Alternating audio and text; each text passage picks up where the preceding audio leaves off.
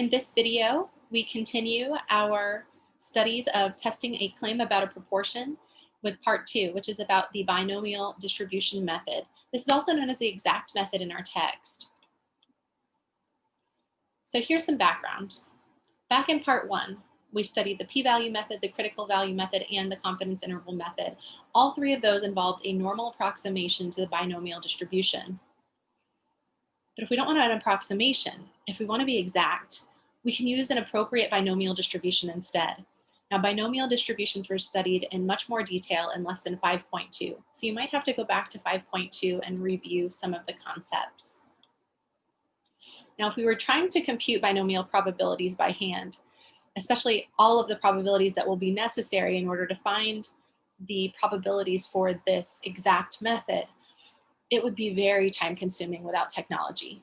I don't know if you remember, but in lesson 5.2, we talked about the probability of having X successes in N trials, and it involved an expression involving a lot of factorials. In order to derive that and understand that formula, we needed to think about permutations and combinations, and we needed to use the addition rule and the multiplication rule. We had to do a lot just to get that formula. And then we had to use that formula, and it's not too bad, but it can be time consuming. In the example that we're going to do, where we apply this exact method to a problem, we would have had to use that formula, I think 21 times, which isn't difficult to do, but it's tedious and time consuming. So typically, if I was doing all of this by hand, if I'm on a desert island and I don't have technology, I would not use the binomial probability method, this exact method. But if I have technology, and most of the time we do have technology, these binomial probabilities can be computed pretty easily. I'm going to show you how to do it very quickly in Excel. We're just going to drag and drop, and we're going to get 49 binomial probabilities. Actually, it's going to be 50 binomial probabilities pretty easily, just using a function, a built-in function in Excel.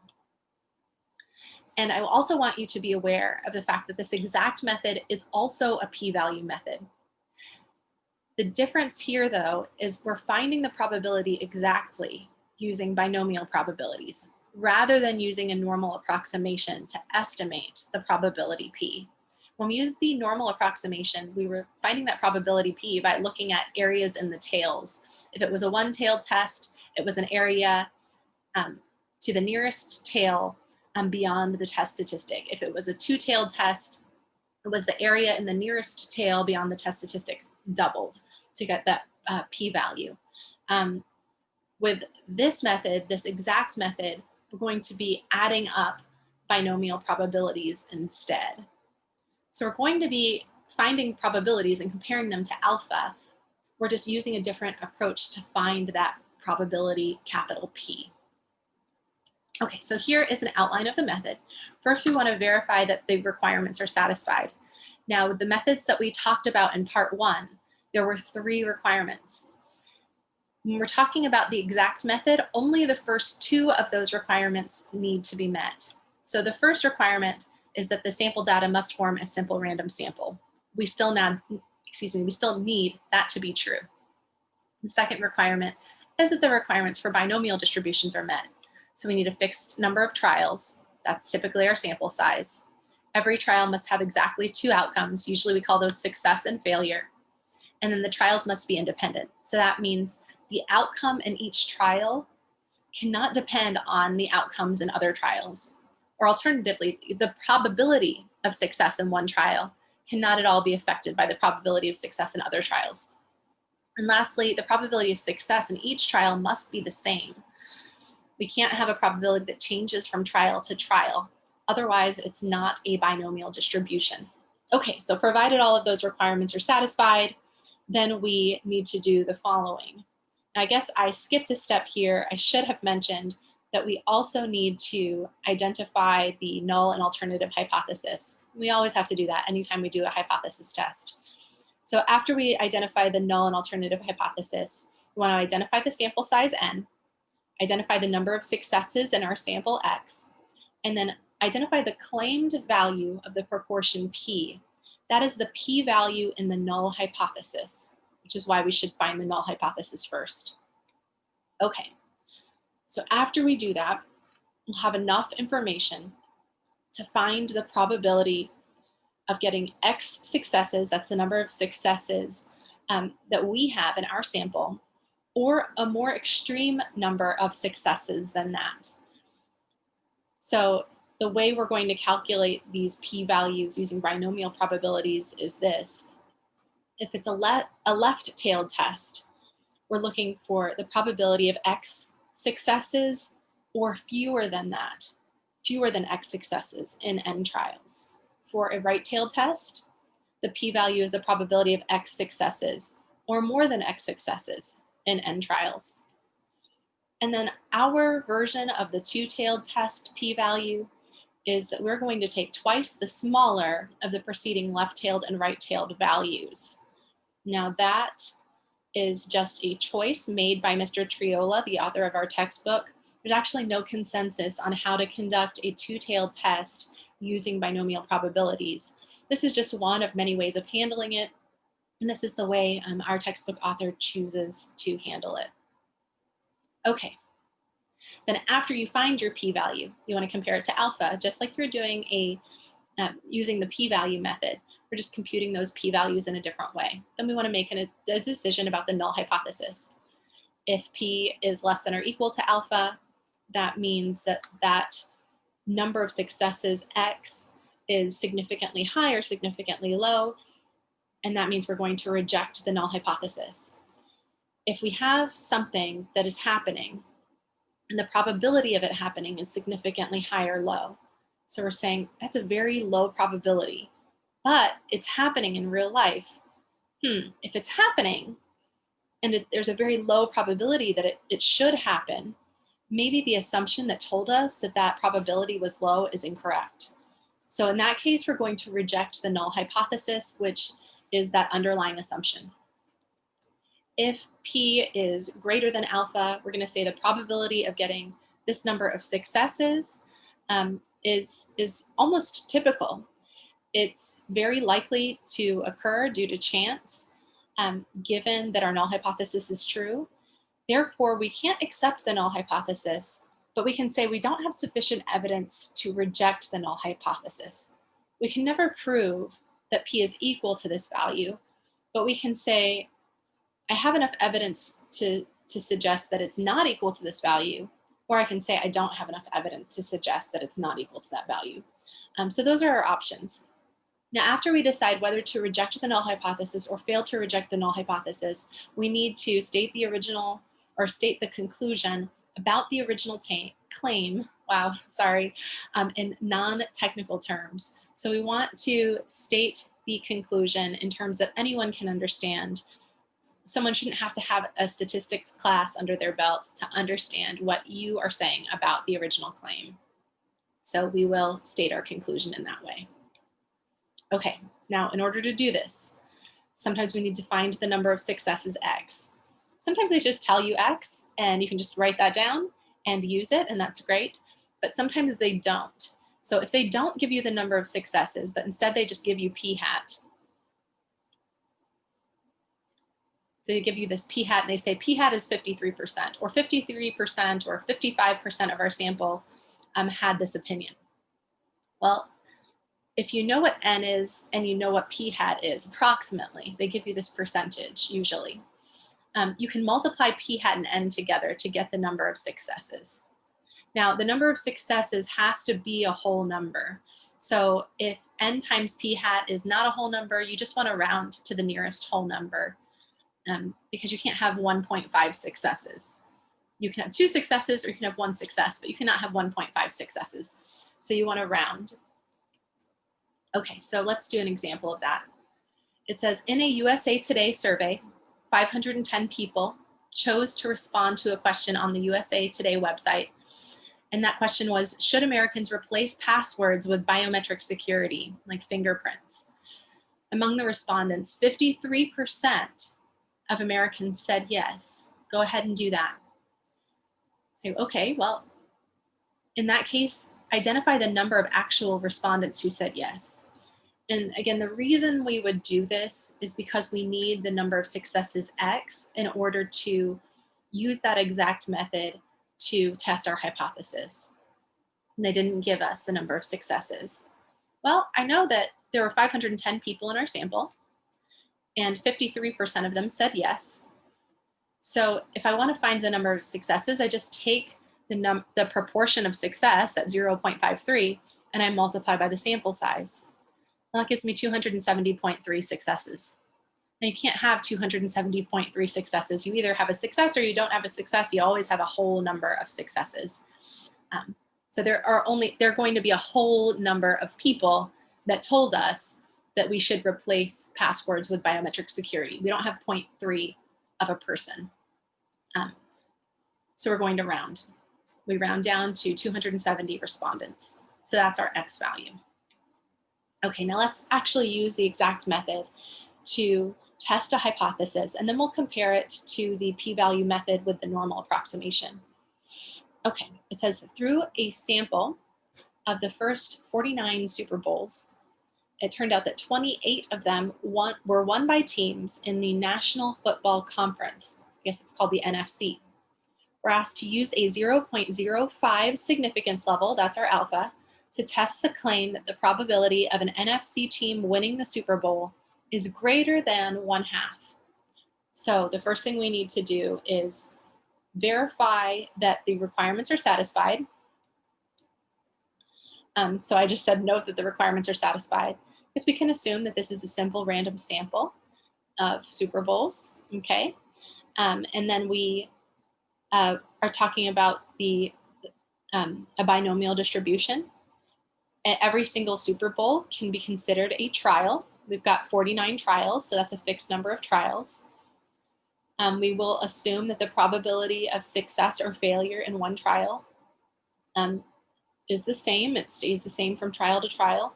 You either win the Super Bowl or you don't win the Super Bowl. So it's definitely got two possible outcomes, and they're independent. Winning the Super Bowl one year does not guarantee anything about the probabilities associated with winning the Super Bowl in other years. So the requirements are satisfied. And now we want to state the null and alternative hypotheses. So the claim is right here. It says, test the claim that the probability of an NFC team winning the Super Bowl is greater than 1/2. Test the claim that the probability is greater than 1/2. So the probability P is greater than 0.5 if we write that 1/2 in decimal form. So that's our claim. Notice that it does not contain the condition of equality. Since it does not contain the condition of equality, that's our alternative hypothesis. And the null hypothesis looks exactly like that. You just replace the greater than sign with an equal sign. Okay, now we just need to identify N, our sample size or number of trials, P, that's the probability of success assumed in the null hypothesis, and X, the number of successes in our sample. So we've got 49 trials. The assumed probability of success in one trial is 0.5. That's in the null hypothesis. And X is 28, because 28 of the 49 teams in our sample were won by teams in the National Football Conference. Okay, so now you've got these. In order to find that p-value, we need to compute binomial probabilities. In order to do that, we're going to create a column for the number of successes X. Let me show you how to do that.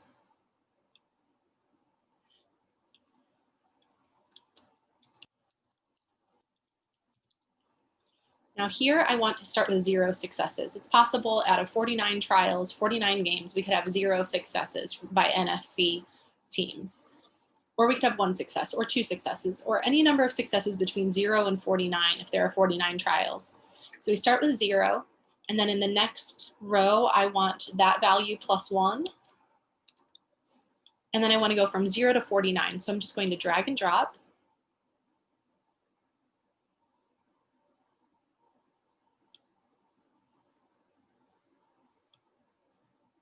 Okay, so I can have between 0 and 49 successes. Now, associated with each of those numbers of successes, there is a probability. And we can find the probability of 0 successes in 49 trials using that formula that we talked about back in lesson 5.2. or we can use Excel. So I'm going to use Excel this time. So we'll type equals BINOM, that's for binomial, dot DIST, that's for distribution, open parentheses. And you can see that they're asking for the number of successes, then the number of trials, then the probability of success in one trial, and then whether we want this distribution to be cumulative or not.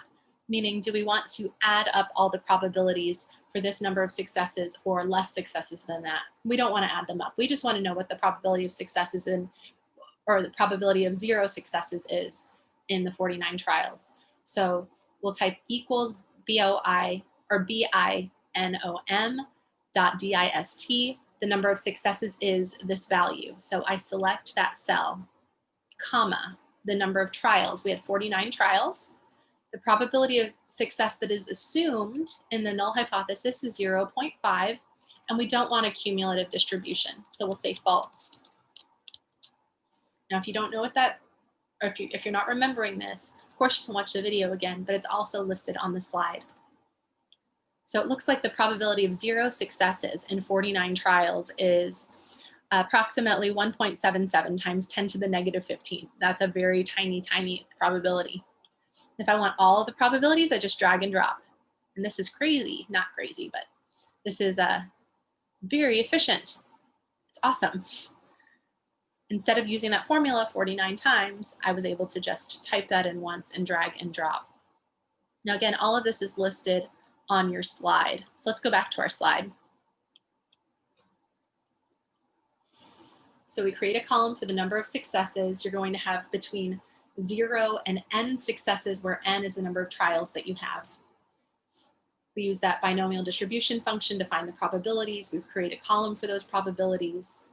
We're going to use this again, x successes and n trials, probability of success in one trial as assumed in the null hypothesis. And we're saying, no, don't add them, just make that false. And then we're going to drag and drop to get all of them. Okay. And the formula that Excel is using is that formula with all the factorials in it that we discussed back in lesson 5.2. So I hope that you're grateful for the technology now, because this technology is able to apply that formula 50 times so that we don't have to, which is pretty nice.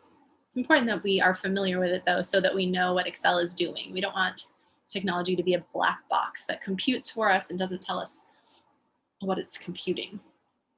Well, it doesn't tell us what it's computing, but we should know what it's computing. Okay, so now we want to compute the p-value. Now remember, the test was right-tailed because the null or the alternative hypothesis was that p is greater than 0.5. That greater than sign points to the right, so we've got a right-tailed test. So that means that our p-value is the probability of 28 successes or more than 28 successes. Now, I've got the probability of exactly 28 successes on that table that I just made. But if I want the probability of 28 or more successes, I need the probability of 28 successes plus the probability of 29 successes plus the probability of 30 successes, and I have to add all of those up. So I need to add those up from x equals 28 all the way through x equals 49, not 48. Let me change that right now, using the sum function. And then according to the sum function, I got this probability of x equals 28 or more successes was approximately 0.1958. That's what I got last time. Let's see if I get the same value this time. So I want to add up all those probabilities. So I'm going to type equals sum, open parentheses, and I want the probability starting at 28 successes. Drag and drop to select all of those cells, close parentheses, and that's what I get, that 0.1958. So what that's telling us is that the probability of getting 28 successes or more than 28 successes in 49 trials is 0.1958, or you have a 19.58% chance of getting 28 successes or more than 28 successes in 49 trials. 19% chance. Provided that the null hypothesis is true. Okay, now we need to compare our p-value and our alpha value to make a decision about the null. The alpha was 0.05 or 5%. 5% is clearly less than that 19.58%. Since p is greater than alpha, we fail to reject the null hypothesis. And then we need to state our final conclusion in terms of the original claim. So the original claim was that p is greater than 0.5. And when we fail to reject the null hypothesis, what we're saying is, not that the null is true. We're not saying that the population proportion is equal to 0.5, but we're saying that the null might be true. We don't have enough evidence to reject the idea that the proportion is 0.5. So that means we don't have enough evidence to support the idea that the proportion is greater than 0.5. So we say there is not sufficient evidence to support the claim that, and let's not talk about P anymore, let's put this in words everyone can understand, the majority of Super Bowl winners are NFC teams. That was the claim, that the majority of those winners were teams in the NFC.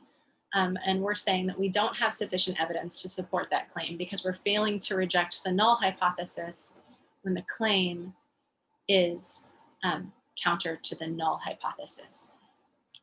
Okay, so if you're saying to yourself, okay, well that was not too bad, that's good. Now you know how to use the exact method to find that p-value. But I just wanted to show you on this last slide how we can compare the p-value method that we're using now with those exact probabilities using a binomial distribution to the p-value that you got using the normal approximation. If we had used the p-value method with the normal approximation to solve this problem, we would have had p hat equals the 28 successes, out of the 49 Super Bowls.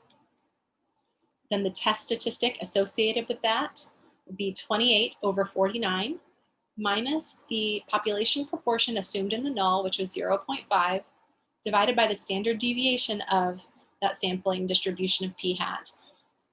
If the null hypothesis is the assumption that the population proportion is 0.5, then we're assuming that that population proportion is 0.5, then the standard deviation of that distribution would be the square root of p times q over n.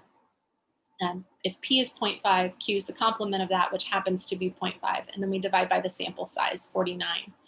If you do that arithmetic, it turns out that you get a test statistic of 1. And what that means is that p hat equals 28 over 49 is exactly 1 standard deviation above the mean, provided that we're using this normal approximation to the binomial distribution. Okay, then if I want the p-value using the traditional p-value method with that normal approximation, I want the probability that my test statistic is greater than the test statistic that I had in the sample. So I want the probability that z is greater than 1. This is a right-tailed test, so I want the area to the right of z equals 1. Well, I don't have areas to the right in my table, I have areas to the left. So instead of computing an area to the right, I'll compute 1 minus the area to the left and look up the area to the left, either using table A2 or using Excel. If we do that, we get the area to the left of z equals 1 is approximately 0.8413. That means our p-value is 0.1587. So using the normal approximation, or the normal distribution, or standard normal distribution, as an approximation to the binomial distribution, led to a probability of getting a p hat as extreme as 28 over 49, or more extreme, of 0.1587 or 15.87%. So we're saying the probability of getting a p hat that of our value or something more than that is about 15.87%. Now, the exact probability was 19.58% if we think of it in terms of percentages rather than these proportions or numbers between 0 and 1. But notice that in both cases, whether I'm looking at the 15% or the 19%, in both cases we're going to compare that to 0.05, that's our alpha value, and both of those are greater than 0.05. So we're going to reject or fail to reject the null hypothesis. So we're coming up with exactly the same conclusion using the exact method that we came up with using the p-value method with the normal approximation to the binomial distribution. And that's a good thing. That means these methods are consistent with each other. And we would expect that because remember that third requirement for using the normal approximation. We need the expected number of successes and the expected number of failures, given that the null hypothesis is true, to be greater than 5. And if I've got 49 trials and my assumed population proportion is 0.5, so that means I'm assuming that you've got a 50-50 shot of winning the Super Bowl if you're an NFC team. Well, half of 49 is about 25. So that means we've got about 25 successes and about 25 failures, and both of those are greater than 5, given that assumption that the null hypothesis is true. So all 3 requirements for using the null or the normal approximation were satisfied. That would have been appropriate here. But I wanted you to see that we get different probabilities using those 2 methods, but the same results for our hypothesis test. So this is the exact method. If you want to be exact, this is what you should do. The p-value method, where we use the normal approximation, is used more often in this class and is used to help us understand the concepts. But I want you to be aware that you get different probabilities between the 2 methods.